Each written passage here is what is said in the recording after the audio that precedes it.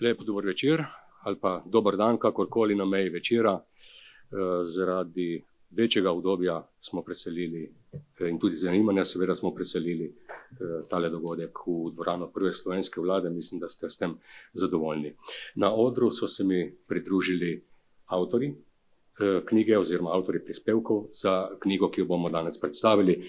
Grem z moje leve, Francelj Koren, dr. Franc Koren, zdravnik, avtor enega od zapisov iz Cola, tudi pesnik, Liljana Vidrih Lavrenčič, podraženka, zgodovinarka in donedavna sodelavka oziroma zaposlena v Pokrajinskem arhivu v Novi Gorici.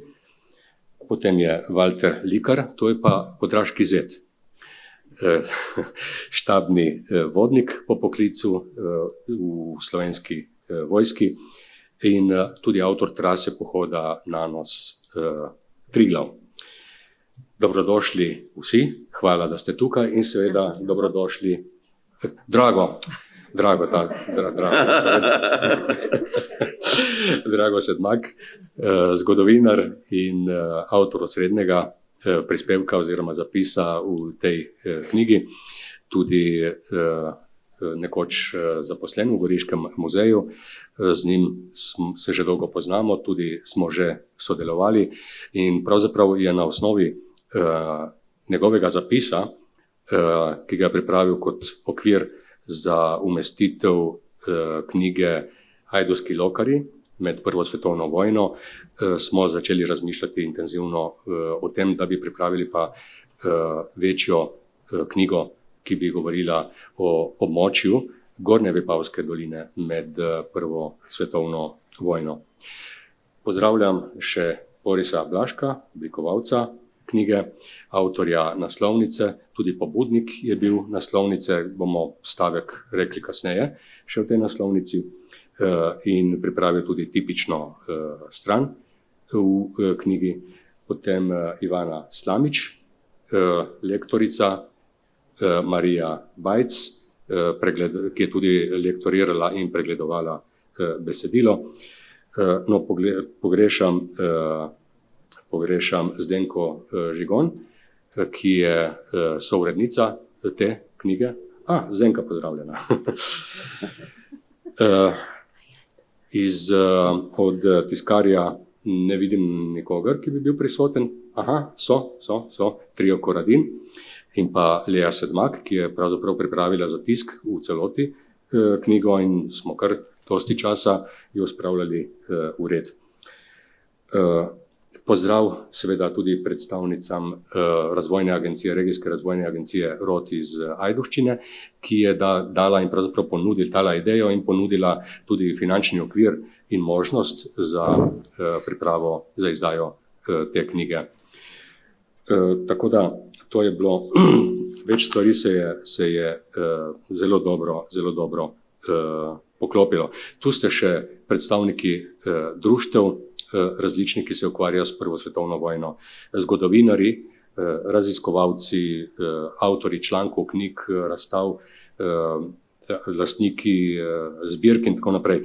In seveda vsi ostali, ki vas tematika zanima. Dobrodošli vsi.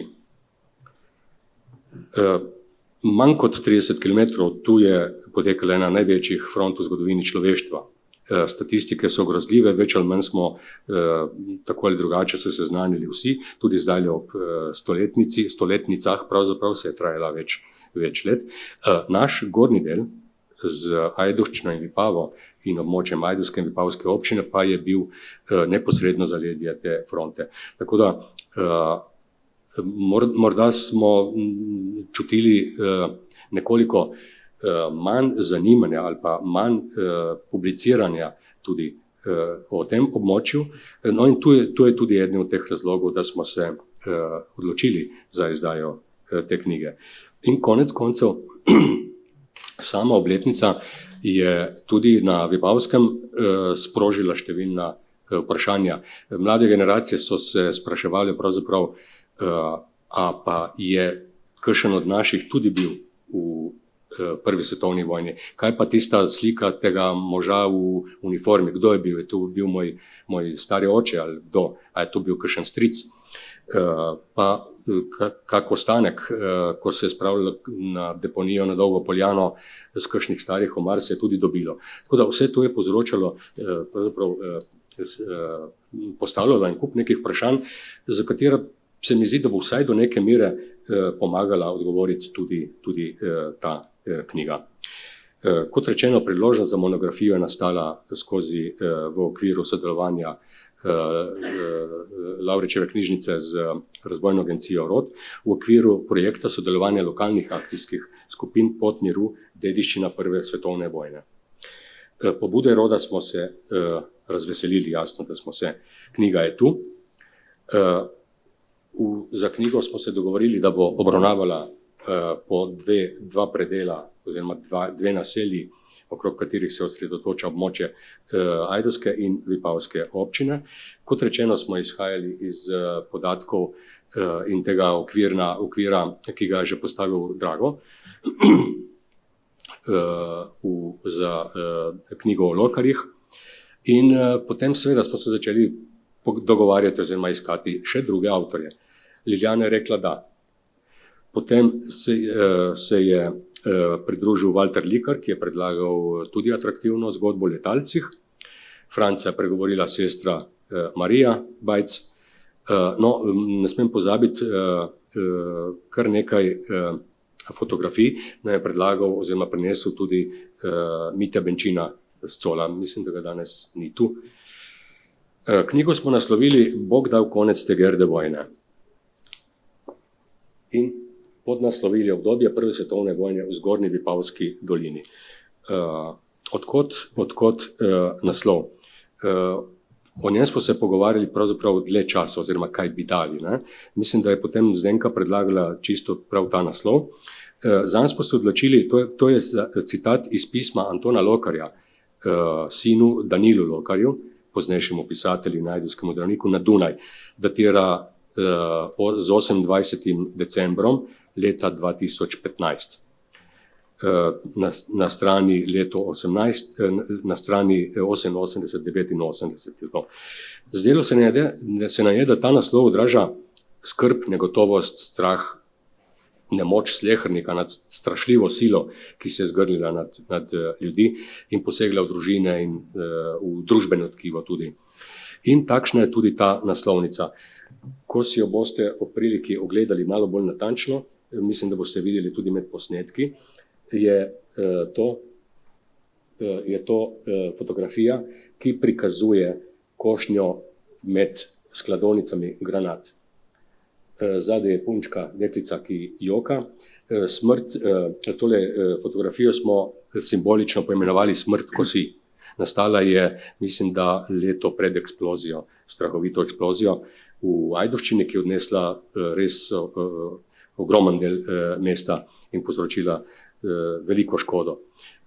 Število mrtvih, mislim, da ruskih ujetnikov nikoli ni bilo znano, ampak torej, kar se spomnim, mislim, da je edino Anica Lokarjeva v svoji knjigi opisovala ta dogodek, sicer pa ni bilo. So bili posredni zapisi iz črniške kronike, iz batujske kronike, mislim, da. No in prepričani smo, da tudi ta fotografija govori točno o tem, kar prinaša ta knjiga in da je ujela resnični odraz vojne. Tako da zdajle pa je, dragi Drago, čas in priložnost, da začneva midva. Seveda, vojska je bila v Ajdovščini že pred začetkom vojne. Ja, res je. Torej, Vipava in Ajdovščina imata v Zgornji Vipavski dolini primat. Jaz kot bivši Vipavci so v Vipavo prej prišli. Leta 12. marca meseca, v Ajdovščino so prišli eno leto kasneje. Vipava jih je sprejela z novogradno, to je tako imenovana južna vojašnica, ki je praktično danes ni več. Severna se je pa še gradila. V Ajdovščini so pa zasedli leta 13 v Palah, ta bivši mlin Palje, in je spremenili v vojašnico. Bi pa še red nekaj povedal. Ajdovščina ima železnico, ki se je konča sredi skoraj Vipavske doline, nekako en slepo črevo. In to slepo črevo je pa bilo potem gonilo za vse povezave s žičnico, praktično gor do Krnskega pogorja in tako naprej. Seveda, po železnici je prihajalo strelivo in tudi odhajalo. In ta fotografija, ki je tukaj vidite, je praktično zbiranje teh granat in tako naprej, vsega orožja in streliva iz celotnega območja Soške fronte in zaledja s tem sistemom žičnic, in potem od tukaj je potovalo v Italijo na fronto.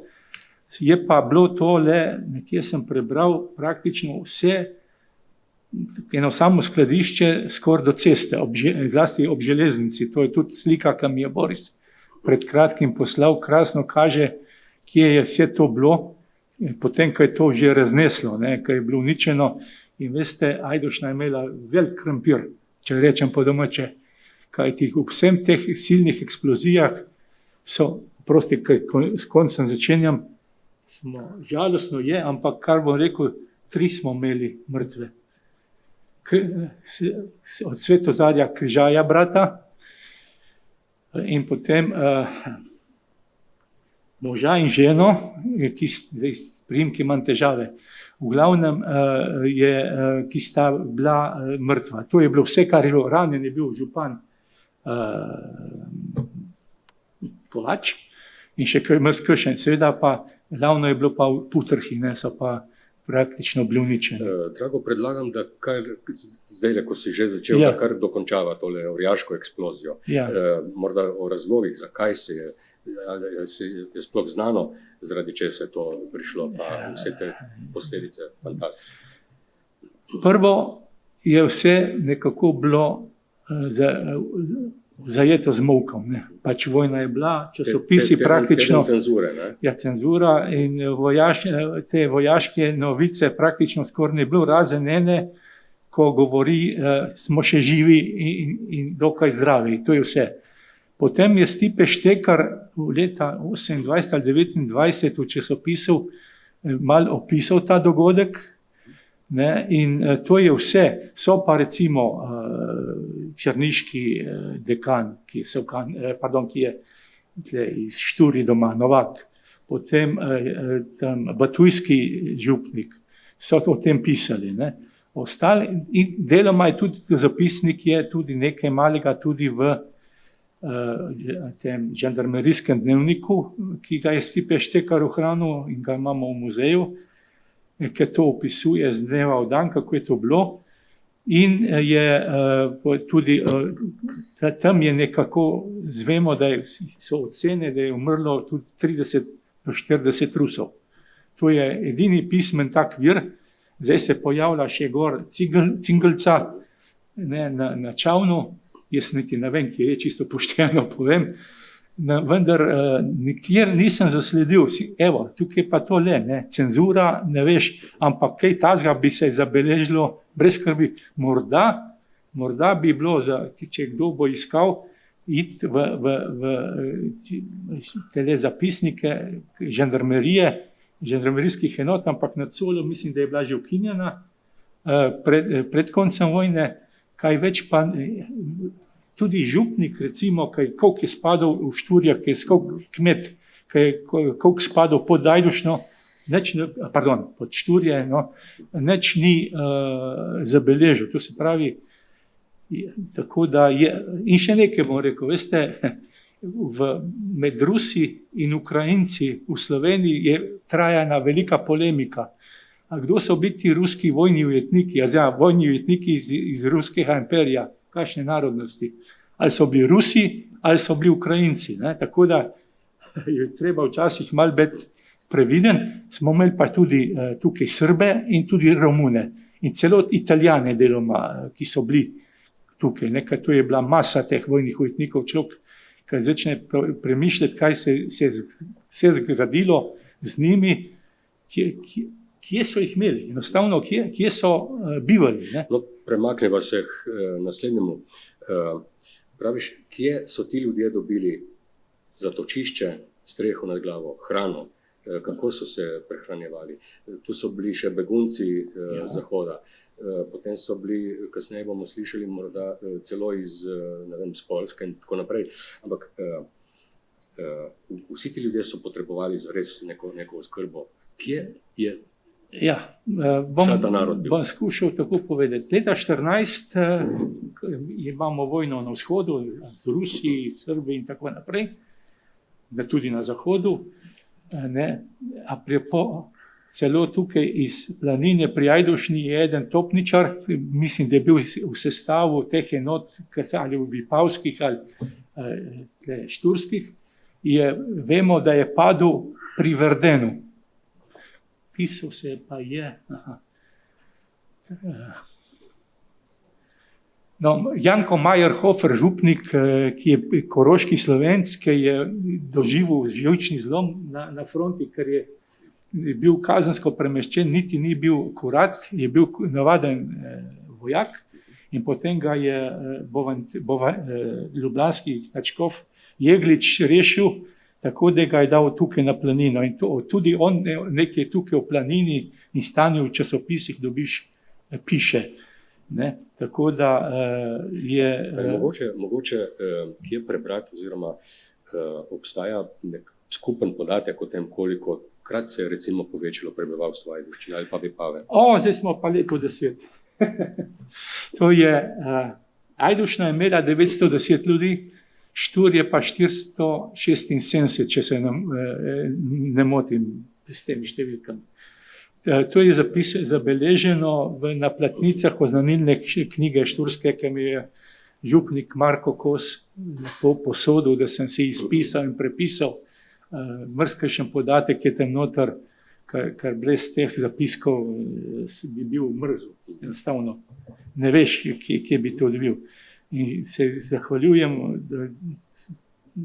gospodu Koslu, zdaj živi v Renčah, je župnik, ampak brez njega enostavno ne bi imel kaj, razen po časopisu, kar sem zbral. Torej, to je bilo... Prišle so enote, sicer to je vojska prišla in odšla.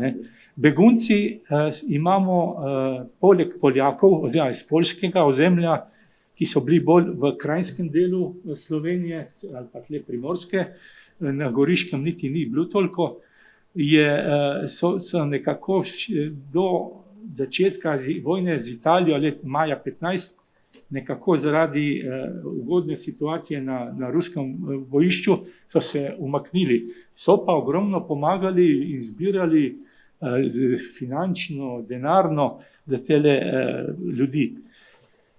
Z majem mesecem, seveda, to se pravi tik pred izbruhom vojne med Italijo in Avstro-Ogrsko, je pa prišel tok iz ozemlja ob Soči. Zlasti tukaj skozi so šli recimo Brici, ogromno Brici, potem Goričani, ker so bili sicer tukaj več, veste, vsaka ta ofenziva italijanska je svoj val dala, tako da imamo, zadnji so se iz Gorice umikali avgusta, tik pred padcem Gorice.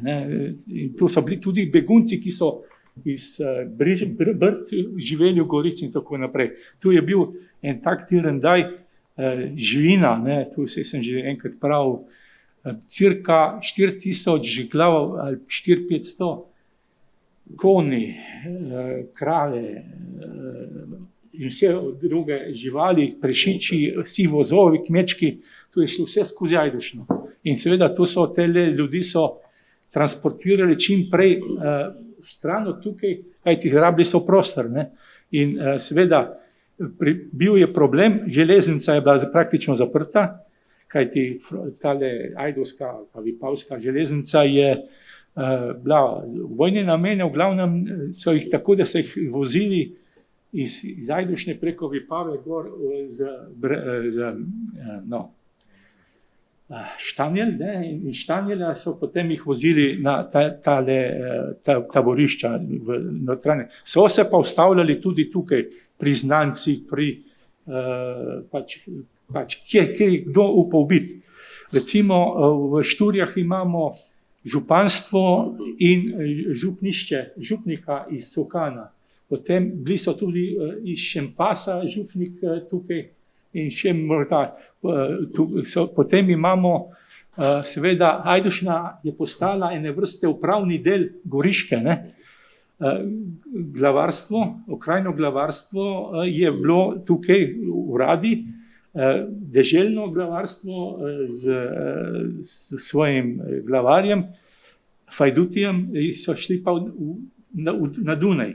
Sicer so potem se kasneje nekaj vrnili, nekateri uradi, ampak v glavnem glavnina je ostala zunaj v tujini in so ljudje kar precej Fajdutijo to zamirili. Baum, goriški glavar, je pa prišel sem, je vztrajal v Gorici praktično do 7. avgusta 16, ko se je umaknil v Ajdušno. No. Se pravi, tega je bilo, Tirendaje gore do prehrana, prehrambeni boni, seveda, to je bila dejansko pravica, da si dobil, treba je tudi denar imeti, ne, da si nabavil. Ne. Potem imamo vrsto prepovedi, ne smeš iti v hribe. Ceste so bile zastražene, prehodi, mostovi so bili zastraženi, ni se smelo fotografirati, razen pooblaščene stvari. No, Pilon je kaj tukaj v nekih preustih ali fotografiral ali risal en most, ga je imel probleme z žandarjem, ne, ki je bil en furlan dol in sta se potem šele na žandarmerijski postaji stvari rešila in je, kako bi rekel, bila ta stvar narejena. Ampak vrsta z vlakom praktično skoraj da ni bilo možno hoditi, ker je bil stalno zaseden. No, vemo, skozi Pekel, pred Orenberg je bila posebna linija speljana, ker je bila prvačna pod topniškim obstreljevanjem in so potem vozili gor, tako da tega je ogromno. Ne. Kje so dobivali recimo kmetje semena? Kakšna je bila kmetijska prehrana? To je bila, praktično je bilo skrbno. Župniki so oglaševali, ta teden se bo dobilo, ne vem, ponedeljek krompir, tork, pšenica in tako naprej. Nekaj morate vedeti, Vipavska dolina praktično ni bila kmetijsko področje, to je bilo vinogradniško področje. Ljudje so čisto na novo preorali in začeli sjati žita, ne, tako da ni bilo ravno lepo. Ne, in seveda pomanjkanje je bilo pa grozno. Ne. Črna borza? Ja, če čitaš tale dnevnik žandarmerijski, vidiš, kako so določeni trgovci bili kaznovani in tako naprej. Isto je bilo v Vipavi, časopisih, recimo oznako, imaš trgovc ta in ta je obsojen bil zaradi črne borze, ne, in tako naprej. Ali pa zaradi dvigovanja cen, to je bilo veliko tega. Drago, kakšen je bil pa način upravljanja? Kaj je prevladoval vojaška logika? Ali je to bila še zmeraj ostanki neke civilne oblasti, ali je bila kombinacija? Kaj je bilo to? Vojska je imela dosti drugih problemov. Ne. Tu je bila žandarmerija, ki je urejala to več ali manj. Seveda so si pomagali, niso bili vsak na svoji strani, kot je recimo na strani Hubla, ne, če govorimo, Hubel je bil meja in tukaj so bile tudi vodne pravice, mlinarjev in teh obrtnikov, ki so potem se niso mogli, kako bi rekel, dogovoriti. Levi breg je bil pod Postojno, Krajinsko, desni je bil pod Sočo. In Gorica je rabila vodo, ko Sahara vodo. Ne? Ker je ob vsej tisti vodi, ki jo je imela, tam je imela vsako poletje, ko bi rekel, sušo in namreč tale v Kromberki vodovod je bil vse slab in seveda so navijali, da bo to naredili. Ampak recimo potem, ko je prišla sem vojska, je bila ta deželna meja suspendirana, se je sploh še upoštevalo ali pa je v resnici še obstala in je na nek način tudi metala polena pod noge prebivalstvu? Je bilo, dovolilnice si morajo imeti za gibanje. Celo delavci, ki so delali v tovarni iz Šturi, so morali in čez met, pol so se dogovorili. Ne. Tako da, in seveda moram pa to reči, hvala Bogu, da je bila, ne me razumeti narobe, da je bila vojna, kajti vodovod smo dobili, Hubljski. Ker tu so praktično od začetka leta 16 ali konca leta 15 začeli delati z ruskimi vojnimi jetniki in tiste dni, ko je Gorica padla, se pravi 9. avgusta 16, so že ko bi rekel, črpali oziroma čisti cevi za nakres vodo. Ne. To je danes in to, veste, tu ni bilo strojev, razen kakšni valjari ali kaj takega. Tu je bilo vse fizično delo. Drago, omenjaš recimo konfinacije politično nezanesljivi. Kdo so bili ti? Politični nasprotniki, kakšni svobodomisleci. No, vemo, da je Gabršček je napisal v svoji knjigi, da je bilo tukaj takoj ob izbruhu vojne okrog 1000 ljudi iz Krasa, Trsta, Goriške, konfiniranih in zaprtih. Tudi bili so v Richenbergu, na gradu Richenbergu, v Braniku, ne, in potem v Ljubljani. No, od Ajdovcev sta bila tukaj brata Bratina, Maxenova tukaj, ki sta se spoznala s Cankarjem. Da tu obstoja tudi neko pismo, kako je Cankar pisal, da sta mu bajen denar obljubljal, ne vem kaj. Ne, in sta se pač tam. Potem imamo tukaj v Ajdušni, je bili pri tekstilni, so bili eni angleški delavci, ne vem, bili so Angleži državljani, so bili zaprti potem v taborišče za vojne ujetnike. Potem je leta 15 jeseni bil tukaj, ali pa še prej je prišel iz Gorice en Lepren, en Zajc, če se prevede kot kavarnar, Kafe Cita je bil, so ljudi protestirali, zakaj mora biti Kafe Cita, če je to kavarna. Ne.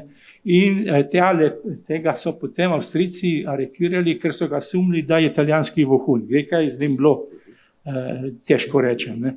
V glavnem je bilo, seveda, ne smemo pa na tvojega Šemenaka, Arturja Lokarja, pozabiti, ker je bil pa konfiniran Maribor. Ne. To vemo, to je tudi Ivana pisala in tako naprej, nima smisla, da jaz te stvari govorim. Ta vojna je seveda pobrala, mobilizacije so potekale stalno. Koliko je bilo mobiliziranih Ajdovcev in Šturcev, morda obstajajo podatki, spiski, kje so bili na fronti, koliko jih je padlo recimo? Nekaj se mi je uspelo, zdaj po enih podatkih tam iz leta 20 je, da je v Ajdušni bilo mobiliziranih 146 in da jih je 18 padlo. Vendar zdaj sem dobil iz časopisja oziroma tudi sem sodeloval z Ljubljano, ki delajo seznam padlih, jih imam 27 noter naštetih. Zdaj, a so vsi tu bili Ajdovci ali so tu bili ljudje, ki so v Ajdušni tudi živeli in tako naprej, to je druga stvar. Pri Šturjah je pa tako, da imamo 33 tistih sliki in od tega potem jih je 17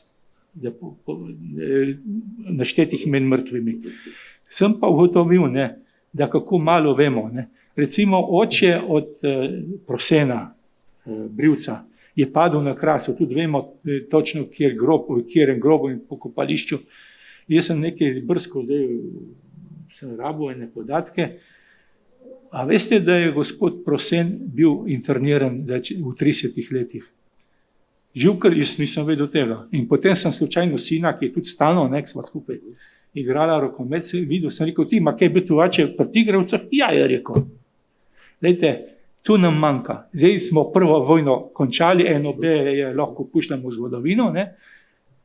Naši ljudje in 30 leta na bojiščih. Španija, Etiopija, Grčija in tako naprej. Še in še. Drago, temu smo rekli, včasih se vidimo v naslednji vojni. Ja. Tako da, hvala, Drago, za enkrat. Mislim, da bo potem še možno za kakšno vprašanje. Franc Koren, ti si zapisal zgodbo o Janezu oziroma Ivanu Žejnu, ki se je imenoval Sveta vojska. Kje si spoznal tega človeka? Pravzaprav, kdo ti je povedal zgodbo o njemu? Si ga tudi osebno poznal? Morda nekaj podatkov o tem, kje se je boril in tako naprej?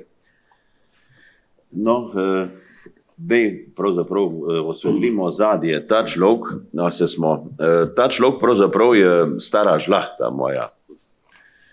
Bil je, kako se reče, bratranc od moje stare matere. Tako da je to ozadje, pač nisem prav noter ta sestavek tega napisal. Rodil se je na Križni gori, v bistvu kakor nezakonski sin. Je pač tudi ena zanimiva štorija od zad, ki jo danes mogoče bi razpredali, kako je do tega prišlo, da je imel v bistvu stric od moje stare mame dva nezakonska sina in oba je zajela vojna vihra.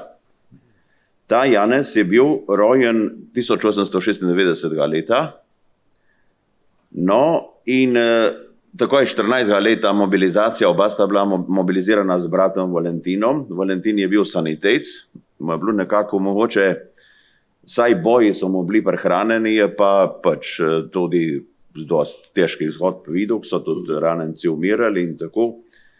No, za razliko od Ivana, Janeza, ki je bil pa v šturm četi, so rekli takrat, se pravi, tu so bili jurišniki. In je bil na soški fronti in se boril v Krnskem pogorju.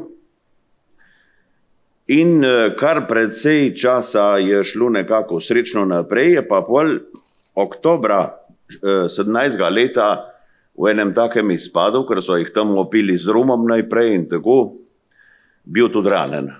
In je utrpel eno poškodbo, strani ene bombe, mu je eno čeljust sulo in mu je noter poškodovalo ustno votlino, tako da pol se je zdravil zaradi tega, mislim, 7 mesecev je bil v bolnici v Avstriji. No in se je tisto zacelilo, je pa od takrat imel pol tudi malo težav z govorom. No in pač do konca pol zdržal v tej vojni, tako da v tej knjigi noter je fotografija, kjer je zanimivo, da so spodaj pod njegovo podobo napisane vse letnice vojne. Se pravi 14, 15, 16, 17 ali koliko, 18, ja vse. In je se vrnil domov pol seveda. Je pa brat Valentin nekako si je življenje pol ustvaril naprej in tudi imel naprej otroke, tako da so zdaj tudi še tle v Ajdovšni živi potomci. Ta Janez se je pa osebnostno izjemno spremenil, tako da ni bil poročen živo gor na tisti Revšni, ki je bila ena kmetica majhna. Dobil je celo invalidnino že takrat, takoj po vojni. So mu pol tudi že med vojno je nekaj dobil, pol so mu Italijani tistom pa je priznali, tako da je dobil naprej in tudi pol pod Jugoslavijo so mu naprej tu izplačevali, sicer na eno prošnjo dodatno. In kar je zanimivo, je mogoče to, da dejansko je denar ga je dobil, pa so pravili, da ga niti ni bilo tako malo tega denarja, da je pravzaprav vse zapil zmeraj. Je šel v gostilno, pustil tam celo vsoto denarja pri gospodini, pač, ki je takrat je bilo itak v hišah, doma so bile gostilne.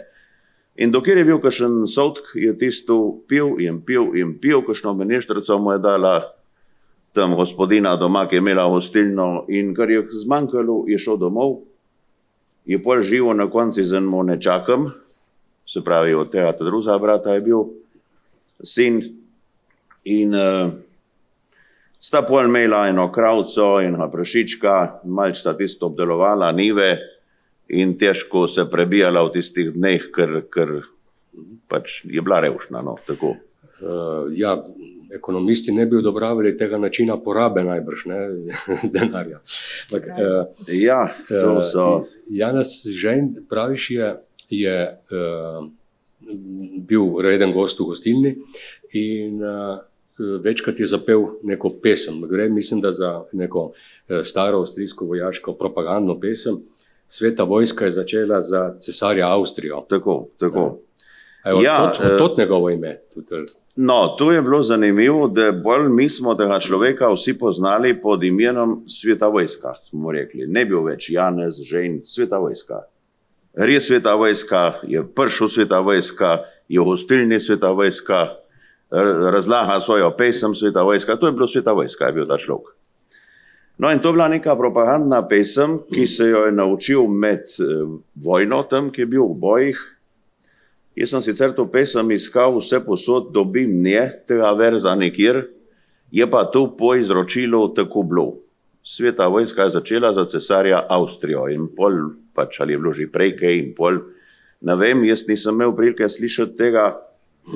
So ga pa pravzaprav ljudje, ki so hodili tam v gostilno, skoriščali tega človeka. Mal je bil opit tam za mizo, pa so začeli žicati. No, kaj pa Sveta vojska, kaj pa cesar, kaj pa tu. In ta je strumno vstal, zdeklamiral pesem ali pa tako.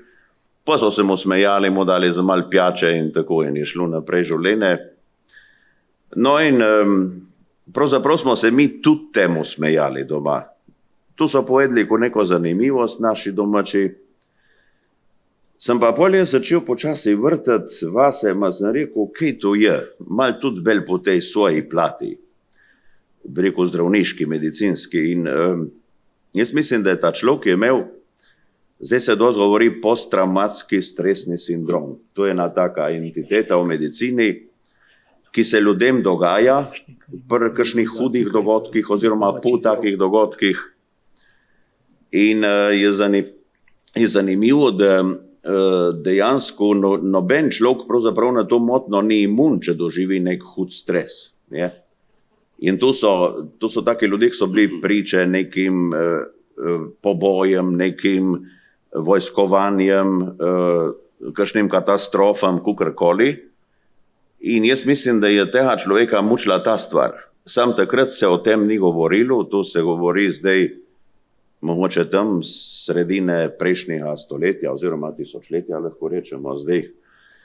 Se pa o tem prej ni govorilo, tu so bili vaški posebneži, sej tudi, če tam ta druga preberemo, tam je tudi Buongiorno Bosernal, tu je ista stvar. Ne?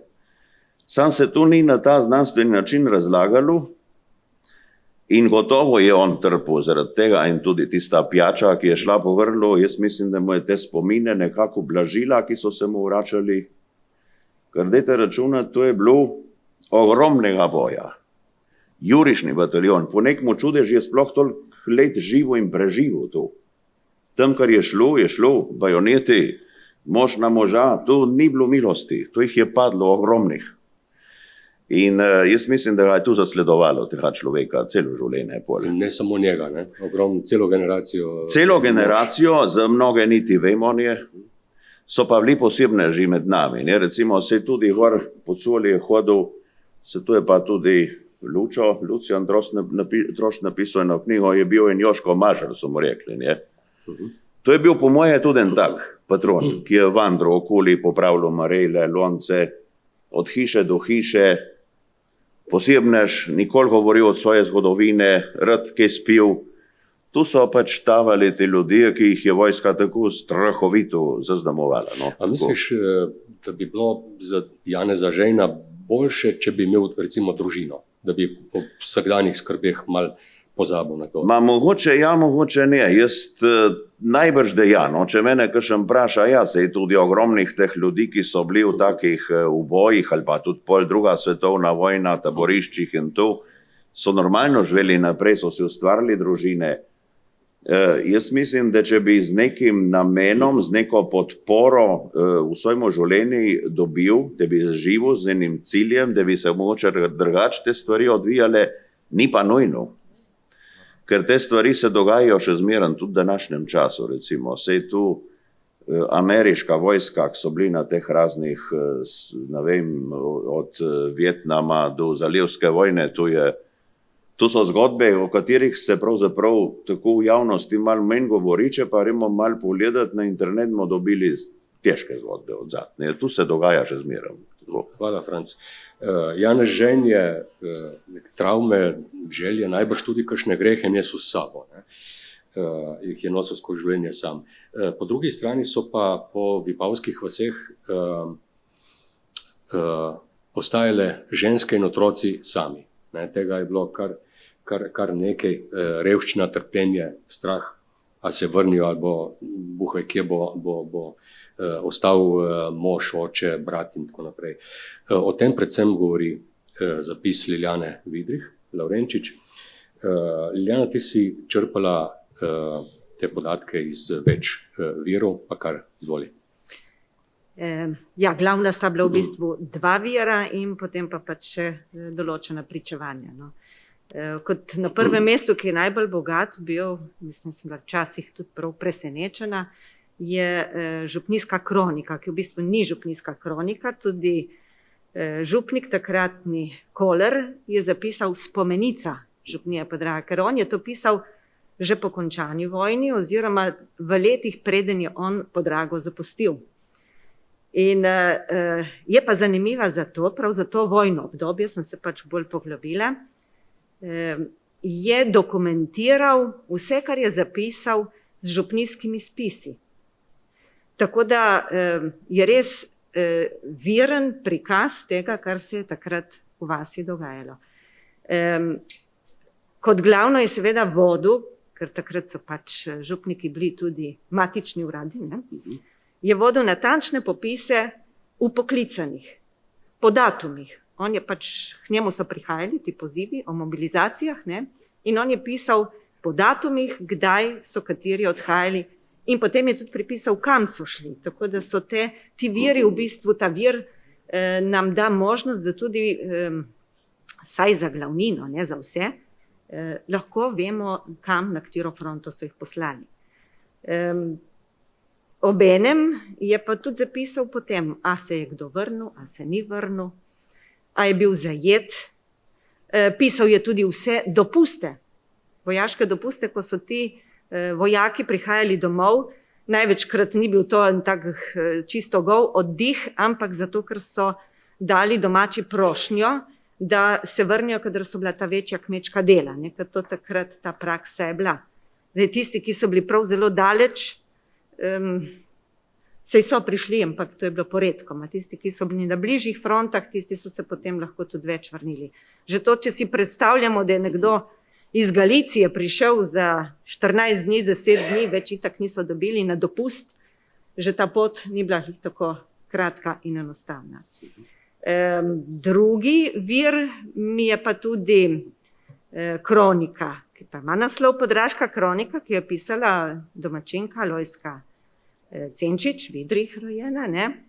In ona je takrat zbrala ogromno pričevanj. To sicer ni v tisti tiskani knjigi oziroma pretipkani knjigi, ne? Ampak kot priloge. In nekatere je pač objavila vse dobesedno, nekatere pa ne v celoti.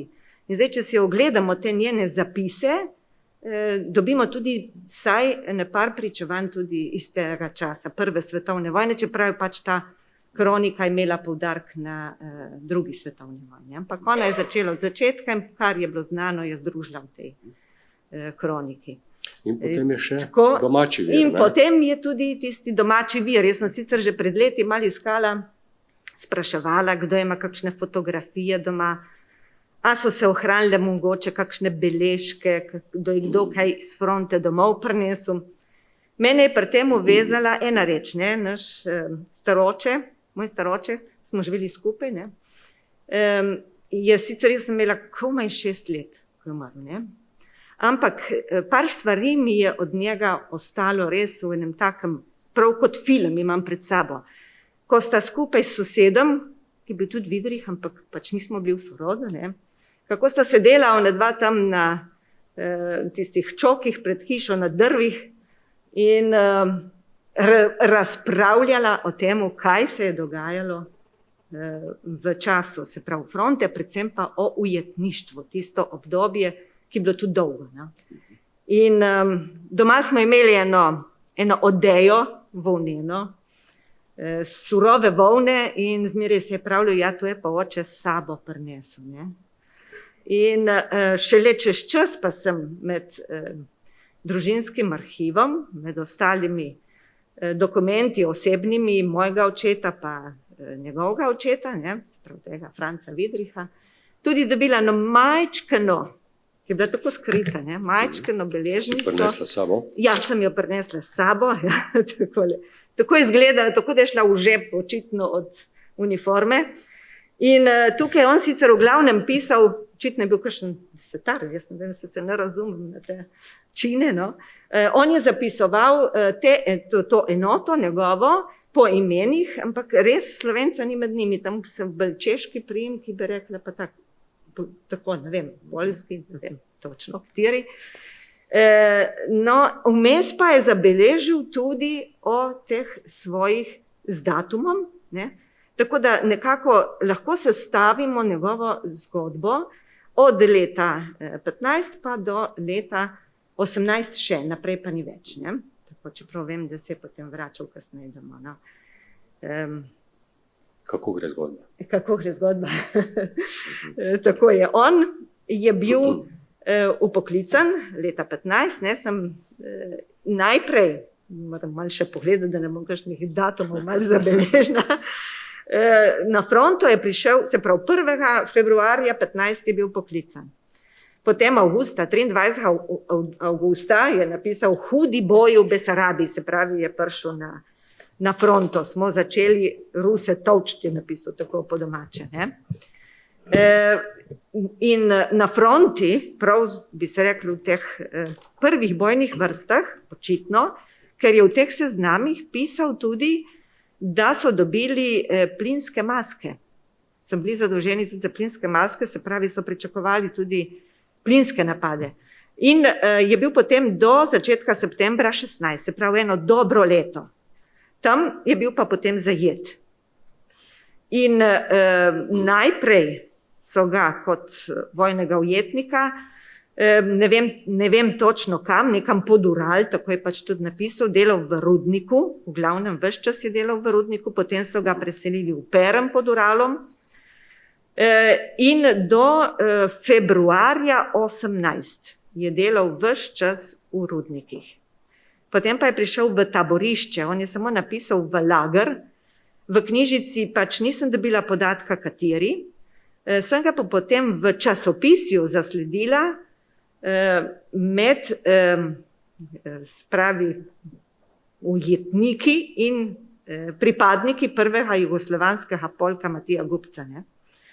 In verjetno, ker jaz imam zadnji podatek pač šele že z letom 18, septembra, verjetno se je potem vračal tako kot vsi ostali iz tega jugoslovanskega polka domov, se pravi, so šli proti vzhodu, mimo Bajkalskega jezera in potem čez del Mongolije in Kitajske do Vladivostoka in potem z ladjo domov, ker pač za njim je ostal en tak zanimiv stavek, ne, ga pač ne pozabimo, smo ga kar dostikrat ponavljali.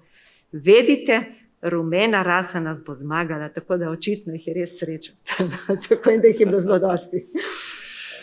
Jana, zapisala si, da sta bila iz Podrage upoklicana kar 102 moška. Ja. To je približno četrtina aktivnega prebivalstva. Ja. Kako se to lahko odraža v ekonomski moči, v vseh opravilih kmečkih, vsem, kar pač iz česa poteka življenje na vasi? Kako so preživljali se ostali, ki so ostali doma? Upoklicani seveda so bili tisti glavna delovna sila, domači gospodari, sinovi, se pravi takrat v začetku med letom 21 in 42, potem seveda so to starostno stopnjo nekaj nižali do 18 leta navzdol, navzgor pa do 50. Od teh 102, ne, se pravi, jih je bilo 24, ki se niso nikoli vrnili, tako ali drugače. Ali so padli, ali so pogrešeni, razglasili za mrtve. Ostali so doma, seveda, številne družine, mati z otroci, ki so pač bili toliko veliki, nekatere družine z zelo majhnimi otroki. Ne. In mogoče kakšen starejši še stric, pa stari starši, in vse je ostalo na njih.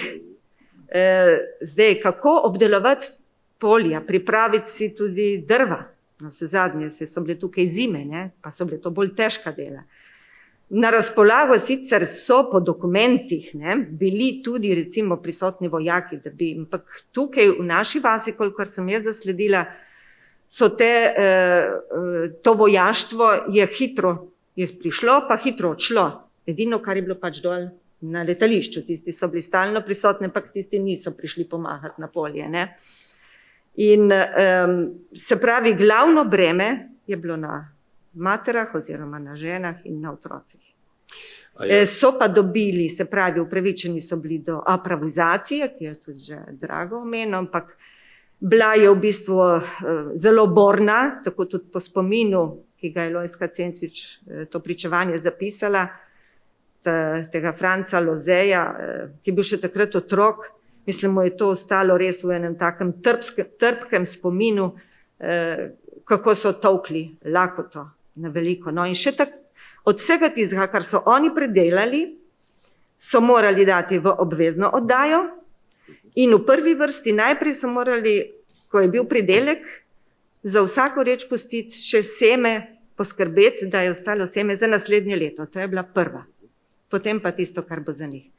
Da ne govorimo, kaj je potem uspela žival pojesti, ki je spet bila mogoče krava zaradi mleka, pa kakšen prešič, pa kokoši tudi je bilo, kolikor je bilo, tako da tudi recimo krava tudi mleka ni imela dovolj, da bi se prehranili ti otroci. Ne. Je Podraga primerljiva morda z drugimi vipavskimi vasmi? Jaz mislim, da vsako vas v tej zgornji Vipavski dolini, pa tudi kakšne druge vasi, da ne govorimo o tistih, ki so bili pa v neposredni bližini front, to je Soška fronta, ne, enostavno lahko enačimo in rečemo približno tako je bilo življenje v vseh teh naših vaseh. Ne spomnim se, če se omenila, koliko moških se ni vrnilo? 24. Ja, in zanimivo je to, da leta 1993 se je v Podragu postavil spomenik žrtvam Prve svetovne vojne, tam pri pokopališču je, ne.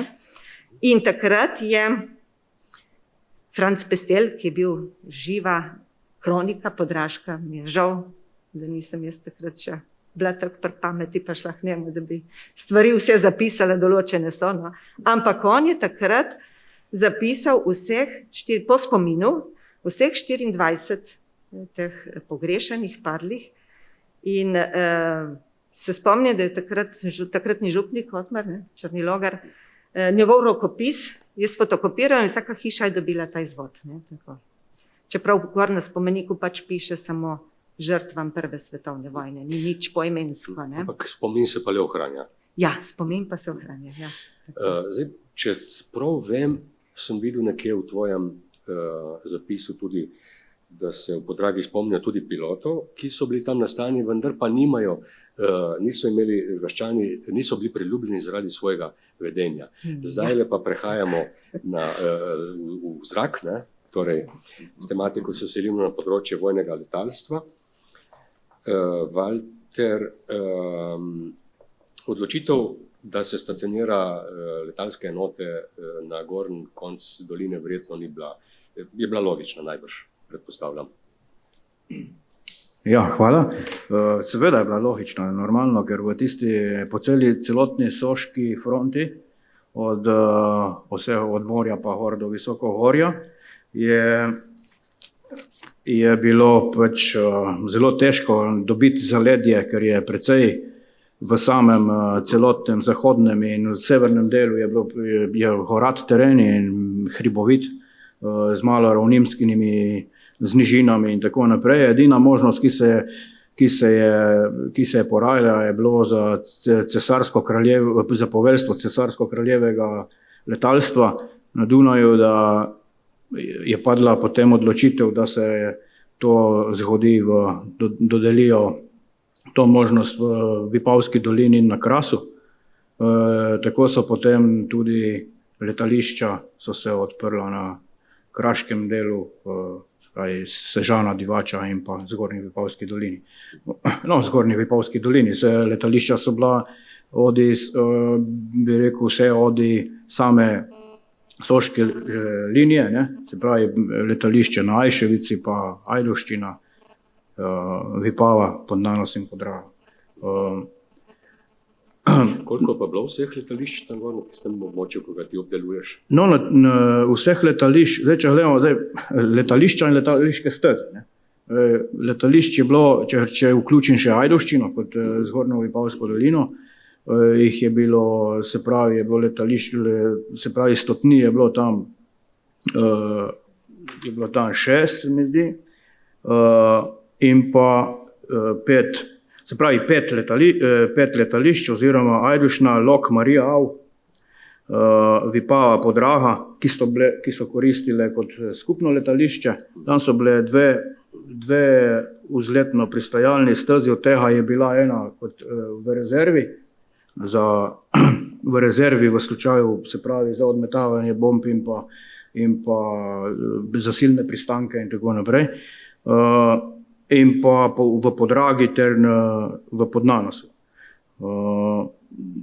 Se pravi, zakaj prednosti, zakaj se je cesarsko kraljevo poveljstvo odločilo, da tam postavi letališče, predvsem so bile, zato ker je bila ravnina, ravninski del, bili so že prej sezidani vojaški objekti z vso nastanitvijo, se pravi z vsem moštvom, se pravi konkretno južna vojašnica v Vipavi in pa severna vojašnica. Južno vojašnico so pričeli graditi leta 1909 in severno pa 1912, ki jo sicer potem kasneje niso dokončali do konca vojne, so to storili potem Italijani naprej.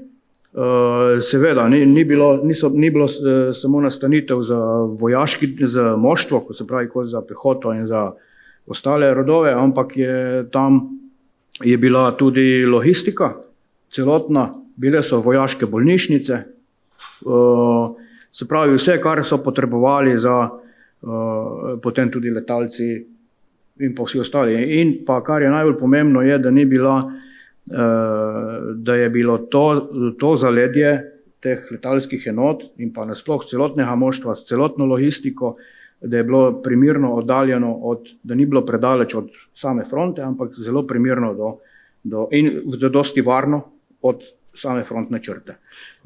Če za hip še pri teh letališčih, je mogoče danes še opaziti v naravi katero od teh letališč? Seveda, posebno iz ptičje perspektive, če gledamo na Google posnetkih ali pa tako, in pa tudi na posnetkih iz avstro-ogrskih letalcev, ki so naredili te posnetke, je jasno razvidno, da ko pri Košnji se še danes pozna določene linije povezovalnih cest in pa tudi glavnih cest. Kje recimo? Naprimer, konkretno na letališču Vipavskem letališču Stotnije 12, tako imenovanega Flika 12, ne? Tam na križišču ni potekala, kjer gre križišče zdaj, ko zavijemo iz Stankovskih Harašk, če se vozimo proti Podnanosu, ko zavijemo proti Štanjelu, ni potekala glavna cesta, tako kot poteka danes takrat, ampak je bila prej cesta, bi rekel, nasproti Tankovskih Haraš, direktno čez vetrne pulje proti Živcevu mlinu. In v Živcevu mlinu se je priklopila tam čez most. Ne. Pri tem bi nekaj poudaril, in sicer, da zmotilo me zadnjič v enem od vipavskih glasov, ko so opisovali, to je že nekaj let nazaj, ko so opisovali mostove. Zanimivo je, da opisujejo mostove, da pri Živcevem mlinu ni bilo mosta, kar je pa lepo razvidno iz letalskega posnetka, da je od takrat že most obstajal. Pa tudi živcev mlin še danes stoji. Koliko je bilo teh enot na teh letališčih?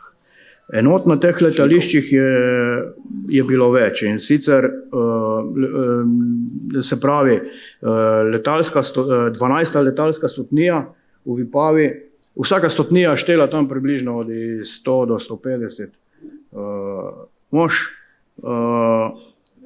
in naprimer letalska 12. stotnija je se pravi razpolagala z 8 do 10 letali, od tega so imeli dva avtomobila za prevoz častnikov na letališče in pa 3 tovorna vozila. To sem sicer kasneje razbral iz nekih čeških, bi rekel, virov, prav natančnejši podatek, in je celo nekaj več teh podatkov, tako da je nekaj okrog 163-180 skupnega moštva, se pravi tudi osebja, vojaškega osebja. Pri tem so bili tudi, seveda tudi pri tem je bil v stotniji poveljnik stotnije, častnik, pa poveljnik pilotov, pilot tudi, in pa poveljnik vseh pilotov, tudi častnik, in pa častnik kot tehnik, letalski tehnik, se pravi, to je bilo kot neke vrste poveljstvo. Potem je bilo pa 8 častnikov opazovalcev in pa 7 oziroma 8 podčastnikov pilotov, od tega je bil v tisti sestavi 8 je bil vodja pilotov tudi. Tako da se je tudi bil prisoten tudi v nekaterih tudi ofenzivnih akcijah. Katera letala so prevladovala takrat? Letala so prevladovala takrat na avstro-ogrski strani, so bili to Hansa Brandenburg, C1 in potem KD kasneje, in pa predvsem so bili Fokker, potem in pa Albatros kasneje. Na italijanski strani so bili Newport in pa Spad ter bombnik Caproni, ki je imel večjo posadko, mislim, da 4 pripadnikov, če se ne motim. To je bilo večje dvokrilno letalo, zelo veliko in zelo slabo okretno, tako da je bil bolj tudi lahka tarča avstro-ogrskih lovcev. Katere naloge so pa imeli piloti? Piloti so imeli naloge predvsem opazovanje zračnega prostora, opazovanje terena, izvidovanje v zaledju nasprotnika za frontno linijo, potem zaščita zračnega prostora in pa seveda tudi nekatere in pa fotografiranje terena tako na nasprotni strani kot v zaledju za sovražnikovo črto in pa tudi lastnih terenov. Tudi napadalne akcije? Tudi, normalno. Tudi ofenzivne akcije so se vršile predvsem v območju nekje tam do globine Palmanove, kraškega dela, nad Cerjem, Mirnom, Mauhinjami, Tržiča, Monfalcone, Krmin in v tem tistem področju tam čez. Drago opisuje tudi v svojem prispevku spopade zračne, tudi so potekali tudi na tem koncu. Ja, so potekali spopadi, med njimi bi rekel, bi lahko omenil 2 spopada, in to je od Julijana Kende in pa Bromovskega, ko so se streljili Capronija, tam blizu Mauhin, in pa Beno Ritter Fiala, ki je se streljil, to je bil tudi njegov prvi tisti, ko je se streljil primerno zračni balon in s tem tudi 6 nasprotnikov. V svojem prispevku imaš tudi zapise in tudi fotografije teh poveljnikov, Ja. Na katerih je Julijana Kendo si recimo že omenil, pa Bromovskega tudi, morda par stavkov okrog njih. Med njimi so bili tudi nekateri pravi letalski asi, tudi poznali so se recimo z rdečim baronom. Ja, seveda. Predvsem bi tu izpostavil na teh naših, v tej naši zgornji Vipavski dolini so bili, bi rekel, ti naši letalci, med katerim bi najbolj izpostavil Julijana Kendo, ki je bil rojen doma iz Bovca, mlad pilot, umrl je pri 23 letih, če se ne motim, ko je bil sestreljen, in je deloval v 12. stotniji, se pravi 12. fliku, tu na Vipavskem letališču, skupaj z desetnikom pilotom Neuwirthom, ko sta bila vse do leta do 28. februarja, ko je 1917, ko je bil sestreljen nad Mauhinjami, nad Hudim Logom.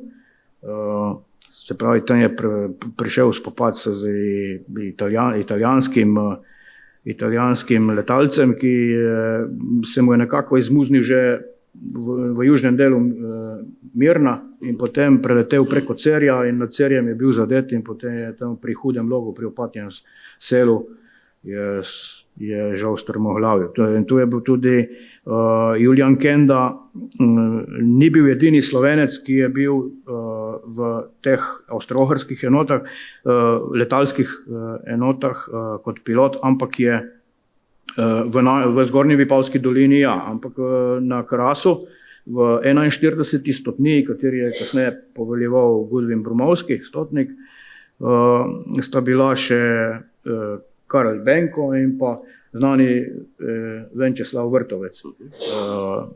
Tako da smo Slovenci res imeli eno tako, bi rekel, res. Tudi, na primer, Julijan Kenda je imel 15 zračnih zmag, od tega je naredil 29, mislim, da 29, če se ne spomnim, malo me spomin, 29 bojev, od tega je imel zasluženih 15 zmag. Letalski asi, pri tem bi, no da povem še vsi, kateri so bili tisti najbolj pomembni, poleg Julijana Kende in v zgornji Vipavski dolini je bil še Gudvin Bromovski, potem Frank Linke Crawford in pa poročnik in pa Beno Ritter Fiala ter Raul Stojsavljević. Raul Stojsavljević je bil po mami je bil ne vem, ali po mami, ali po dati, sem že malo pozabil. V glavnem po enem od staršev je bil srbski Hrvat, zato je tudi imel priimek Stojsavljević. Mislim, da pa je bil oče, da je bil Avstrijec. Kasneje tudi po koncu vojne so mu ponudili državljanstvo, jugoslovansko, vendar tega ni sprejel, je sprejel avstrijsko državljanstvo. In je bil tudi Raul Stojsavljević je bil tudi na Podraškem letališču, vendar samo za dobo, mislim, da 1 meseca in pol ali 2 meseca, tam se je predvsem izuril dopolnil v letenju na Hansa Brandenburg letalo, potem je odšel v 16. stotnijo, kjer je tudi postal poveljnik 16. stotnije. Tukaj v Podrahi je bil pa poveljnik pilotom.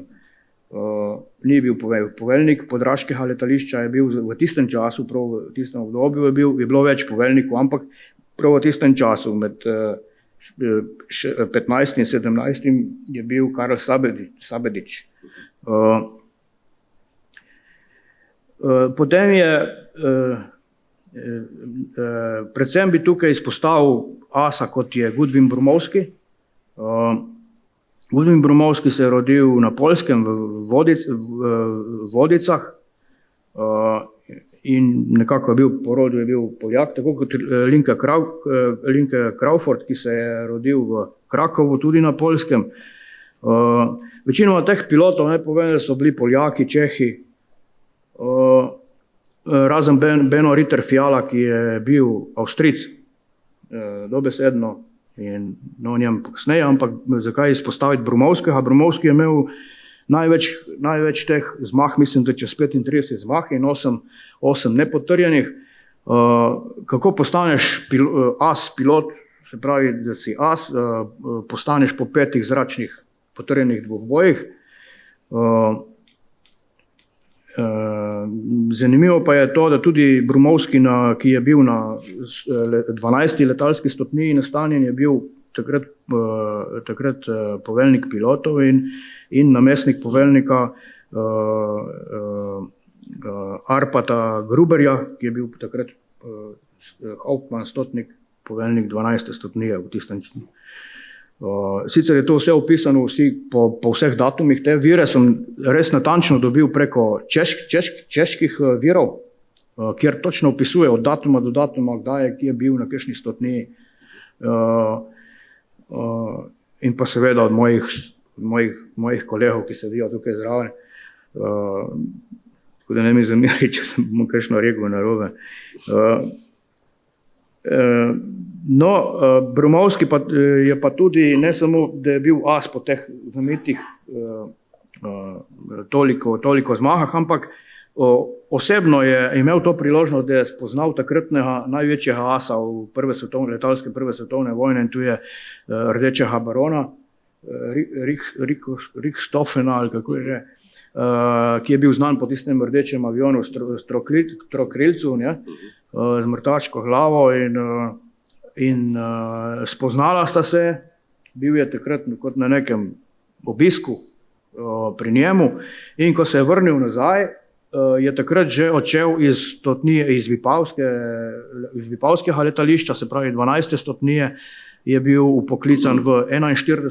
stotnijo v Sežanu, in tam si je dal, toliko ga je navdušil, da si je dal svojega Fokkerja preslikati oziroma pobarvati v rdečo barvo, tako kot rdeči baroni, in tudi si je naslikal mrtvaško glavo, belo mrtvaško glavo na črni podlagi v okrogu, in postal je zelo znan tudi, rekli smo, kot avstro-ohrski rdeči baron. Beno Ritter Fiala. Zanimivo je pri vseh teh pilotih, da nihče potem kasneje, sicer so tudi nekateri so se ponesrečili še pred prihodom nacistov na oblast, ampak naprimer nihče ni sodeloval potem kasneje v nacistični Nemčiji. Beno Ritter Fiala je bil celo izgnan iz države, zato ker ni hotel sodelovati, in je kasneje, točno ne vem, kam se je umaknil, vendar potem je kasneje kljub temu, ko je divjala še vojna, je prišel nazaj, in tako on kot predhodniki, tako Raul Stojsavljević kot Brumovski, vsi so ustanovili svojo lastno letalsko šolo. In Beno Ritter Fiala po Beno Ritter Fiali se imenuje tudi današnje letališče v Neuštadtu, v bližini Neuštadta.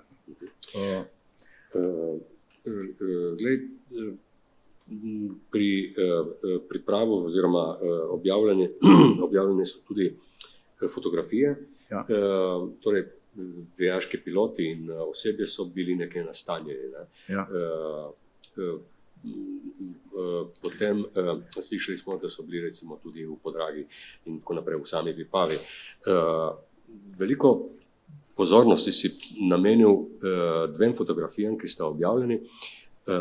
Predpostavka je bila, da sta bili posneti v Lantjerjevem dvorcu, ja. Vendar pa se je pokazalo, da temu ni tako, oziroma z veliko verjetnostjo sta bili narejeni nekje drugod.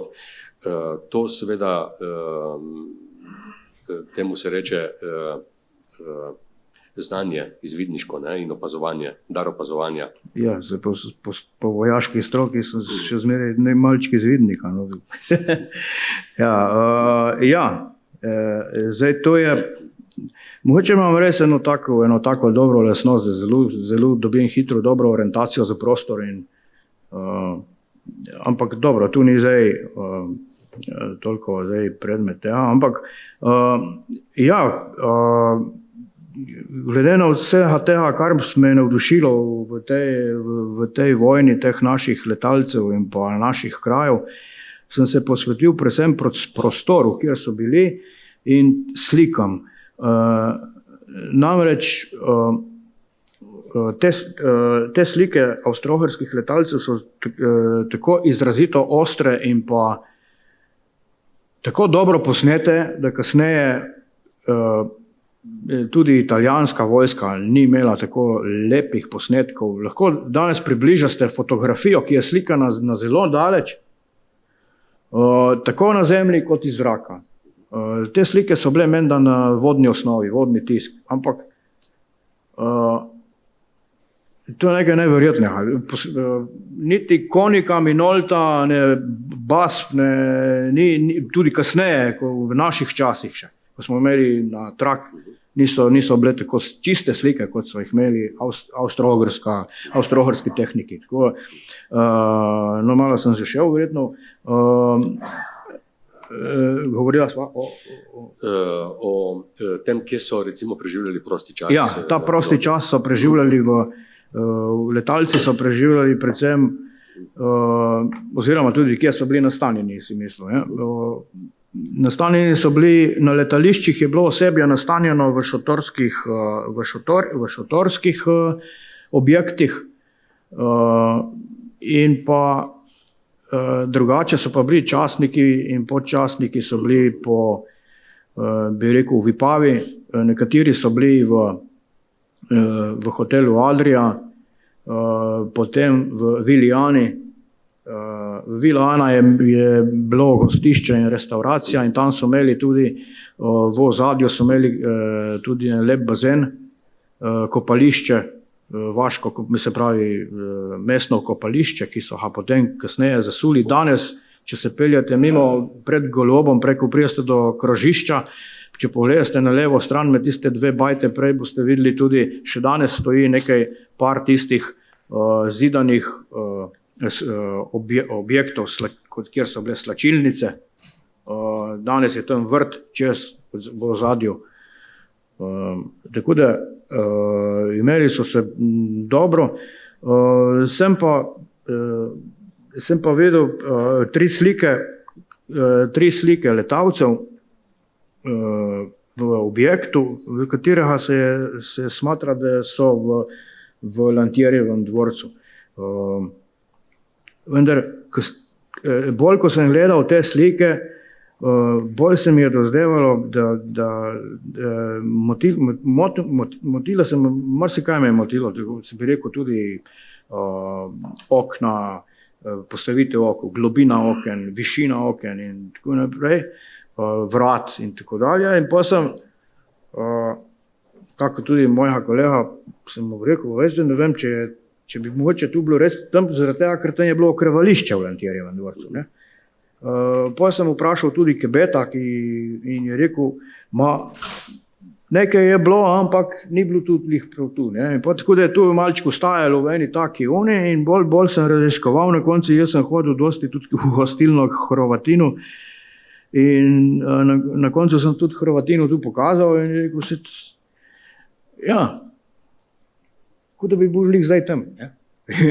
Še zmeraj tudi oni niso adaptirali. Oni so imeli v letu 1919 so oni naredili dvorano tudi, kinodvorano.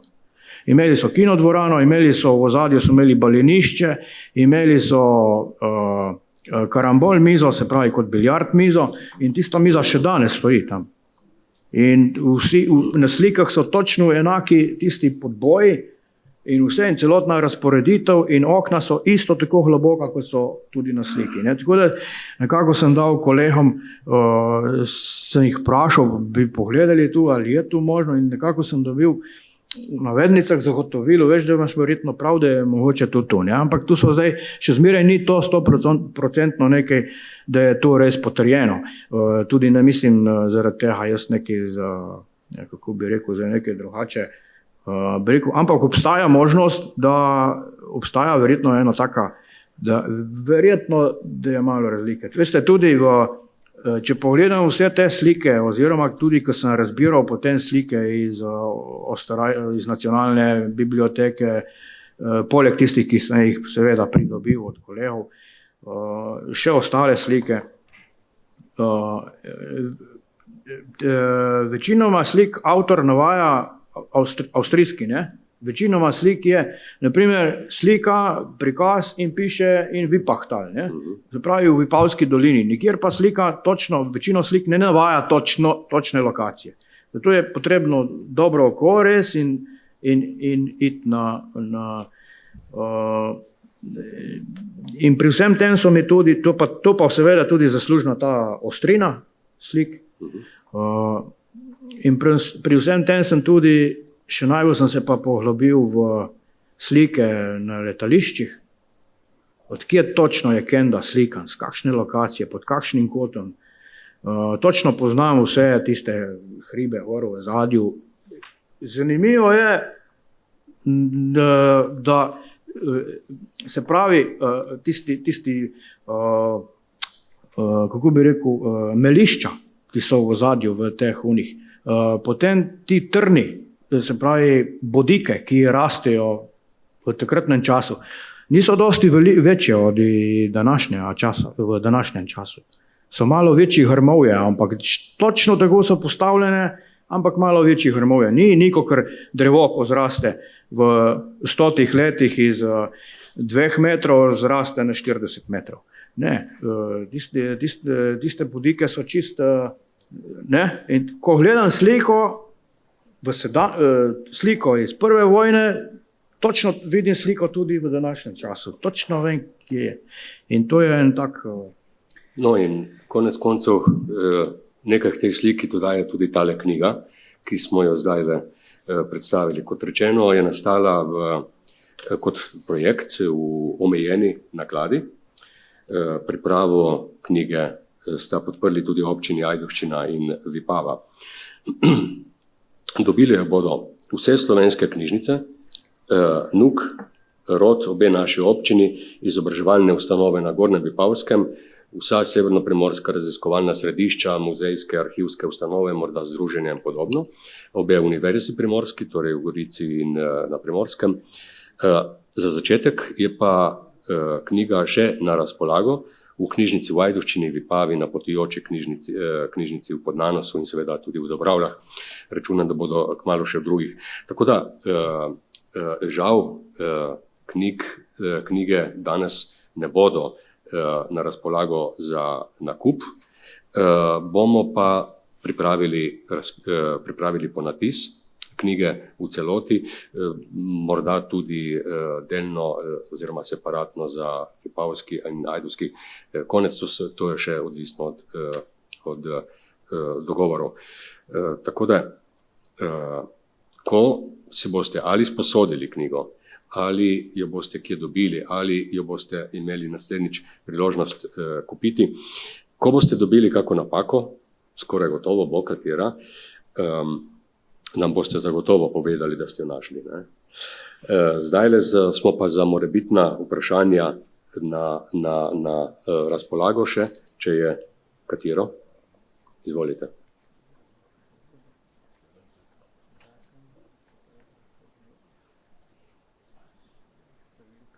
Izvoli, Angel.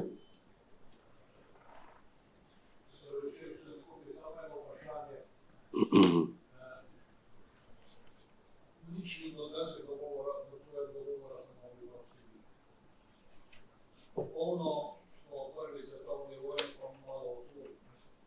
Polno v prvi svetovni vojni govori tudi naš gorski, pa verjetno tudi kraški. Tako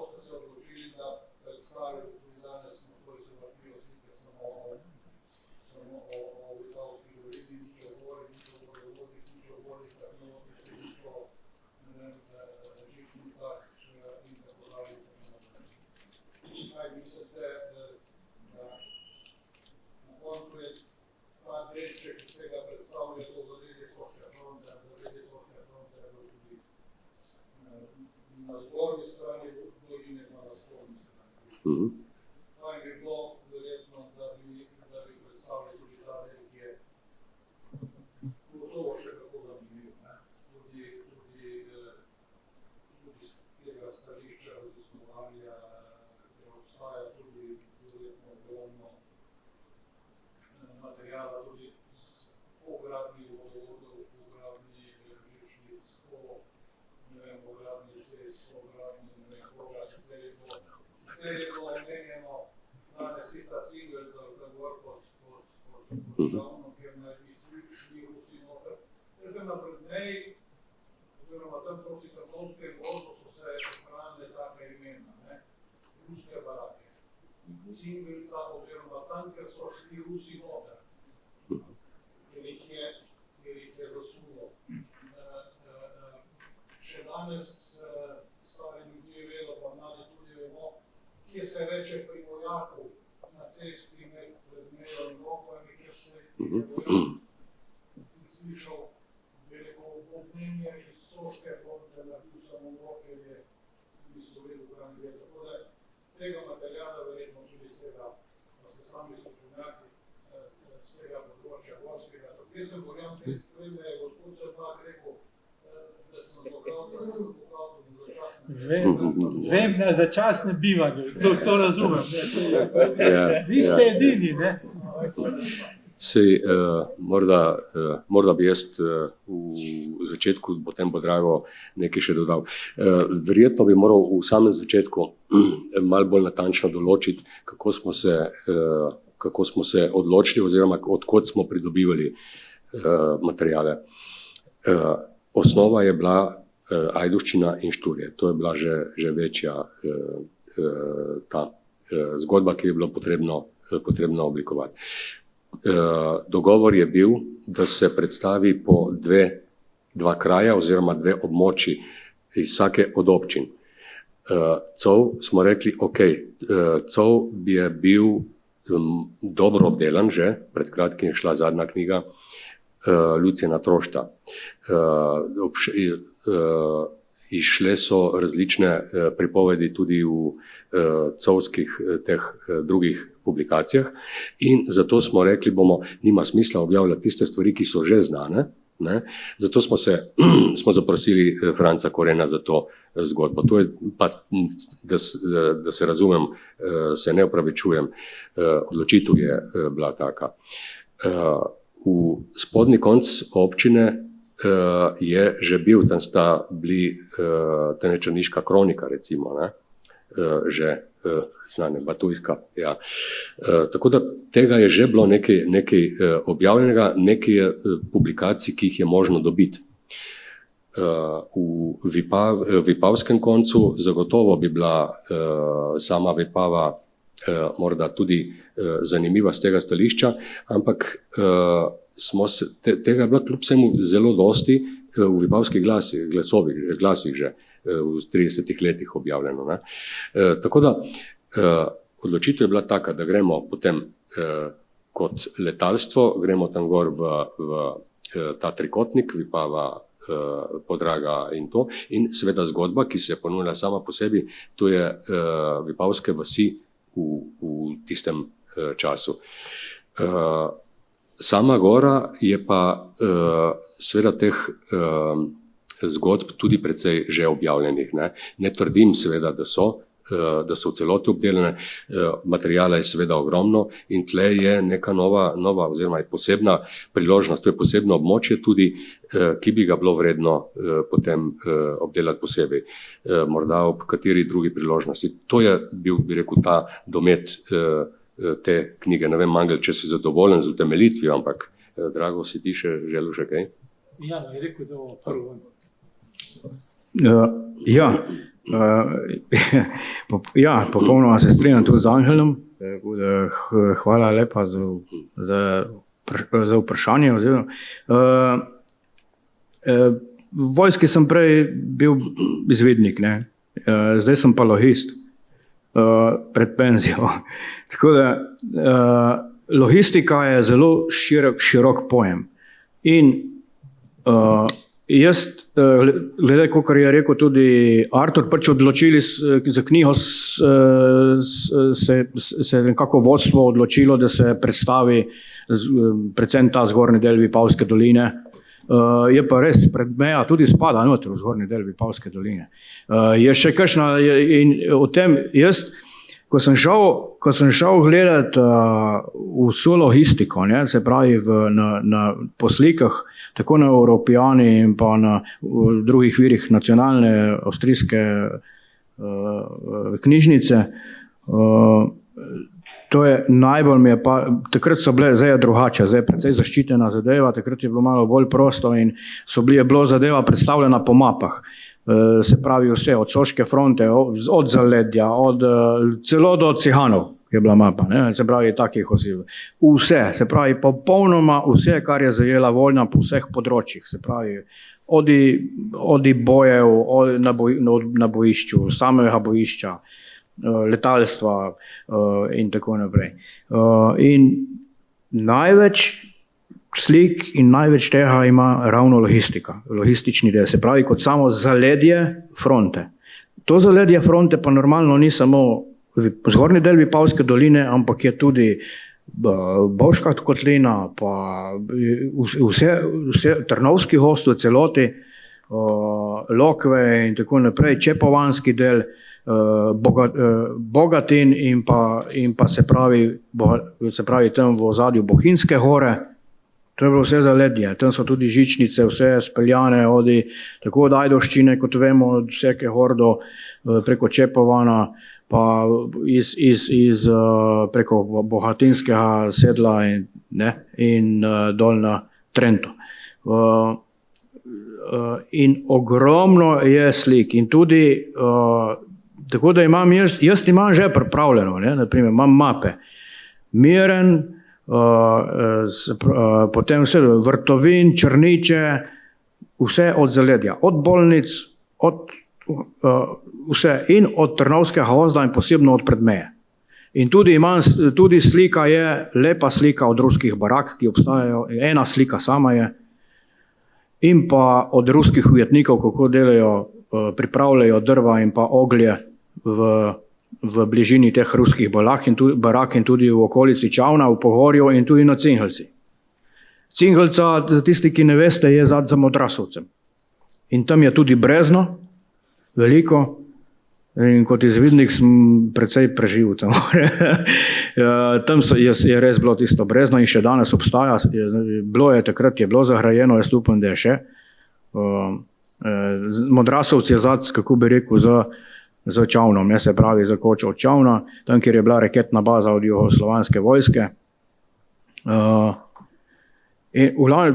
To je en tak spektr, ki je 400 strani premalo. In normalno, tako da mislim, da je seveda je pa Predmeja, Otlica. Na Otlica je bila, tako so bile bolnišnice, prav tam, kjer je danes šola, tam na tistih objektih, je tako, ne? No, in to so lepe slike. Obstajajo slike vseh teh ranjencev tam na Otlici. Potem slike, ko jih pripeljejo in ležijo od zunaj in jih na prvem tistem dodatnem obvezovališču ko grejo na operacijske sobe in tako naprej. To je prav za cerkvijo in za trgovino. Zraven je bila tudi žičnica je šla vse od Vodic gor, isto, tudi z une strani je šla žičnica oskrba proti Lokvam in naprej, Čepovanski dolini.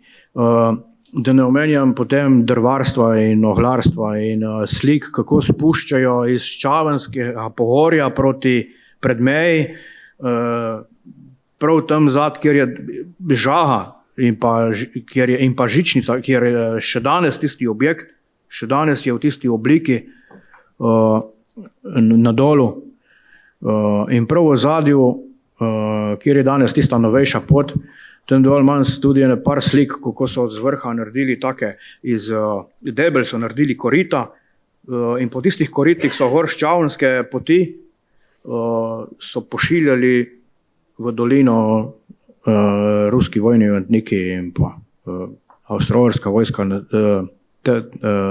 drva in se pravi za kurjavo in za oskrbo. No, tako da to je en velik, bi rekel, en velik jaz upam, da se bo tudi tu še zgodilo, da bomo še kaj tu napisali o tem. Hvala, Valter. Je morda še katero vprašanje? Sicer Moče jaz dodam. Ja, izvoli, Franc. Leta 2008 je na Soli šla ena taka zelo obširna publikacija, ne? Knjiga, no, debela. Fantje in možje, pojdite domov, boste morali v vojsko. So z okolico v času prve svetovne vojne. Zelo dobra knjiga za pogledati, noter je izjemno dosti slikovnega materijala, tudi prav geodetsko izrisani določeni bunkeri, ki se jih še zdaj da slediti, dnevniški zapisi, mislim, nekaj je že ena šolska kronika spod kraja, pol je en dnevniški zapis enega človeka, gor, ki je bil v vojski in je pol, kako je prišel domov. Tako da zelo zanimivo branje, jaz priporočam, jaz mislim, da je tudi Lavričeva knjižnica to ima. Mitja Benčina je bil takrat zraven, smo prej, ki je bil omenjen, da je slikovni material tudi posodil in so uredili, je bil ta Mitja Benčina tudi zraven in Jernej Škvarč in Lucijan Trošt in je lepa knjiga, tudi tako debela, tako da tega je polno, ne? In jaz mislim, da moče bi v prihodnosti res še določene kraje se obdelalo in bi mogoče bilo to res pametno v neko celoto, pol na konci ima ne kot knjigo izdati, ampak da se ve, da so tu materijali iz prve svetovne vojne in je pol nekje na enem mestu, mogoče ne vem, toliko knjig ali pa toliko, kolikor je bo pač ratalo. Je pa res v eni knjigi napisati od prve svetovne, tu je bila žičanca tudi iz Cola do Črne vrha, je šla čez gor. In so noter slike in so, kako so se čete premikale, vozovi, tu je vse, spet hribi, ko je bilo prerečeno. Fotografije take, da se vstopiš na hrib gor nad našo hišo in točno vidiš enake oblike kot zdaj. In spodaj kolona grejo. Take stvari, ne? Tako da priporočam, res, tudi zelo temeljita knjiga. Osebne izpovedi, tudi teh borcev, kar so povedali z prve, preživeli, opadlih, vse. Tako. Hvala, Franc. Sodelavka Zenka me je spomnila, da je letos išla knjiga Izgubljeni spomin Vipave. To je tudi obsežna knjiga, tudi jo je lepo poiskati. Tako, Valter, ti si želel še? Ja, seveda. Tu mi je pa zdaj meni najbolj pomembno, kar bom zdaj povedal. Namreč, da sem jaz sploh, nisem ne vem kakšen poznavalec prve vojne, vendar pri tem me je navdušil moj kolega, moj sodelavec, Mitja Močnik, naš velik, verjetno ga vsi poznaste, ima tudi muzej v prve vojne v Vipavski vojašnici in tudi pomagam mu zraven, ko rabi pomoč, da mu vodim po muzeji. Seveda brez njegovih zapisov, ki so v tej knjigi, tudi jaz sam ne bi toliko zmogel, ker tudi sam nisem toliko črpal, koliko Mitja črpa. Mitja je že od 7. leta starosti, tu vam sicer sam mogoče kdaj povedal, zbira sredstva in je strasten ljubitelj prve vojne, nasploh Soške fronte, Soškega bojišča in me je nekako navdahnil, čeprav sem bolj pristaš NOB-ja, o tem bom mogoče malo kaj kasneje rekel, no, lihko po tej zahvali, ampak prav zahvalil bi se osebno Mitja, res najlepša hvala, ki si mi dovolil, da sem lahko tudi tvoje zapise uporabil, gradivo, kateri sem jih dal, tako slikovnega, in sem zelo ponosen na to, da smo lahko to ščrpali s tvojo pomočjo. In pa tudi Jožetu Siliču. Jože, hvala, čeprav mi dva nisva nič sodelovala skupaj, ampak sem preko Mitjana, ker si tudi ti avtor določenih gradiva, in pa Matjažu Ravbarju, ki ne vem, če je danes z nami, in pa mnogim drugim, ki so napisani tudi v virih noter, se iskreno zahvaljujem, da sem imel to možnost. Sicer sem črpal tudi drugje, ampak večinoma mi je moj sodelavec to omogočil. In Mitja ima ogromno še, posebno od letalcev, ima marsikaj še za napisati in tudi vem, sem tudi videl. Tako da, Mitja, hvala lepa. Lepo bi prosil tudi, če mislim, da si tudi zaslužiš, da tudi one dva eno knjigo zraven, tako da. Hvala, najlepša hvala. Ja, jaz sem zahvalil na 316. strani, poleg mojih sodelavcev v muzeju, poleg Liljane in še arhivistov, ki so mi pomagali pri izbiri, bi pa seveda tukaj Društvo Soška fronta, to so pa, jaz bi rekel, fanatiki. Drugače ne znam povedati, jaz sem skoraj 40 let sem delal v muzeju, ampak kaj so oni izbrali in to v svojem prostem času, kapo dol.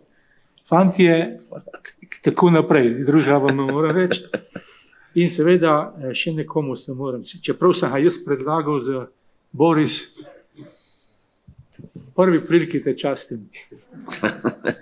Res je, ena A knjiga, tako da, in še nekomu bom rekel, v gimnaziji sem ga malo grdo gledal, ampak nisem bil žleht, vam čisto pošteno povem.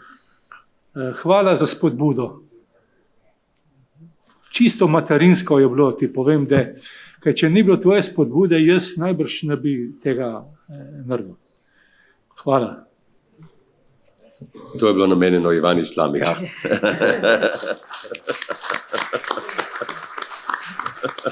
Spoštovane in spoštovani, morda se je malo bolj zategnilo, kot smo računali, ampak kljub temu mislim, da vam ni bilo dolg čas. Slišali smo zelo veliko zanimivih stvari, še več jih je noter v teh zapisih, številkah. Morda bo kdaj še katera priložnost tudi za še kaj podobnega. Kot je bilo rečeno, je materijala zelo, zelo veliko. Ne vem, če bo Rod ponudil finančni okvir, ampak vprašali pa bomo, pa še občine. Tako da, hvala vsem, ki ste prišli, lepo se imejte še naprej in srečno.